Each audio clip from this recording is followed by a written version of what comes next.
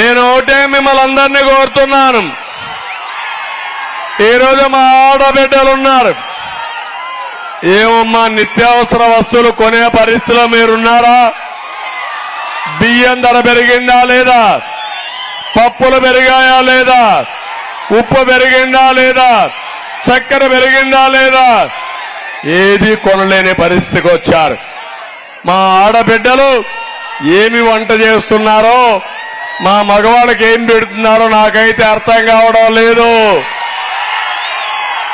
అది మీ తప్పేం కాదు. ధరలు పెరిగిపోయినాయి, మీరు నిస్సహాయాలు అయిపోయారు. దీనికి అదనంగా మీరు ఆలోచిస్తే కొంతమంది ఇక్కడ మందు బాబులు ఉన్నారు.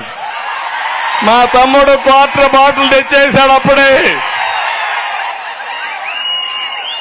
దానికి తోడు 60 రూపాయల మద్యం నేనున్నప్పుడు అవునా కాదా తమ్ముళ్ళు అని అడుగుతున్నా. ఇప్పుడు 200 రూపాయలు అయ్యిందా లేదా అని మిమ్మల్ని అడుగుతున్నా. 140 రూపాయలు ఎవరి జోబులోకి పోతుందని అడుగుతున్నా మిమ్మల్ని. ఏమమ్మా మీరు గుర్తుపెట్టుకోండి, మద్యం రేటు పెరిగినప్పుడు. నమస్తే అండి. ఇది వ్యాపారం గురించి కాదు, ఓటు గురించి. ఎన్నికల్లో ఓటు వేయడం మన హక్కు మాత్రమే కాదు, కర్తవ్యం. ఎంతో మంది మహా నేతలు శ్రమించి ప్రాణత్యాగం చేసి ఈ అవకాశాన్ని మనకిప్పించారు. అందరూ ఓటు వేద్దాం. ఎందుకంటే ఓటు హక్కు ఊరికే రాదు. నా ఓటు ఎవరికో తెలుసా? అది సీక్రెట్ అండి. మగవాళ్ళు కాస్తో కోస్తో కూలి చేసి కొద్దిగా డబ్బులు ఇచ్చేవాళ్ళు. ఇప్పుడు తాగేసి డబ్బులు ఇవ్వడం పోయి మీ దగ్గర డబ్బులు లాక్కపోయే పరిస్థితికి వచ్చారు. అవునా కాదా ఆడబిడ్డని అడుగుతున్నా. ఇది ఎక్కడ చోద్యం అని నేను అడుగుతున్నాను.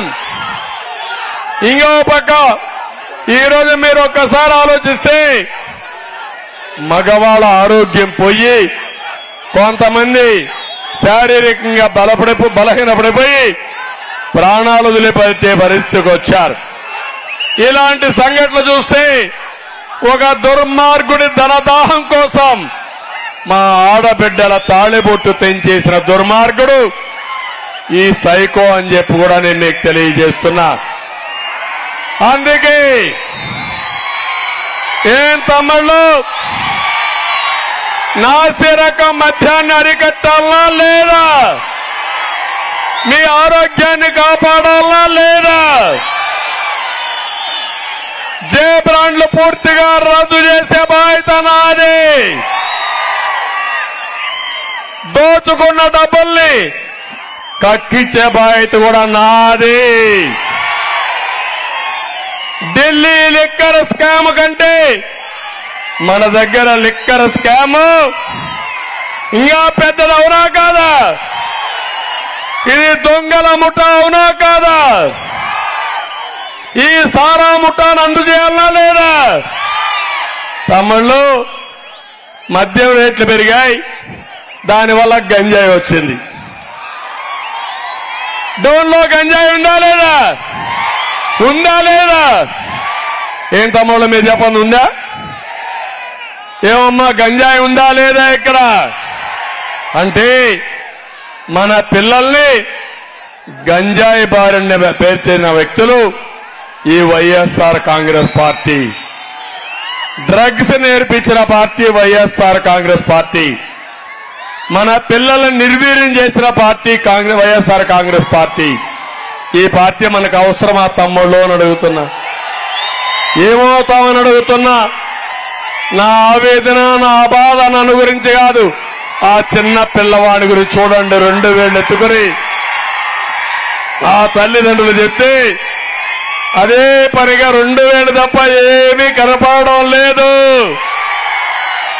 ఊపుతానే ఉన్నాడు. అంటే ఆ తండ్రి మా బిడ్డ భవిష్యత్తు నీదే చంద్రన్న అని నాకు చూపిస్తున్నారు. నాకు బాధ్యత ఉందా లేదా అని మిమ్మల్ని అడుగుతున్నా. న్యాయం చేయాలన్నా లేదా అని మిమ్మల్ని అడుగుతున్నా.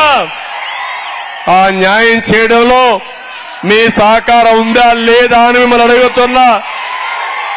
ఏం తమలో కరెంటు ఛార్జీలు పెరిగాయా లేదా? ఎన్నిసార్లు పెరిగాయి?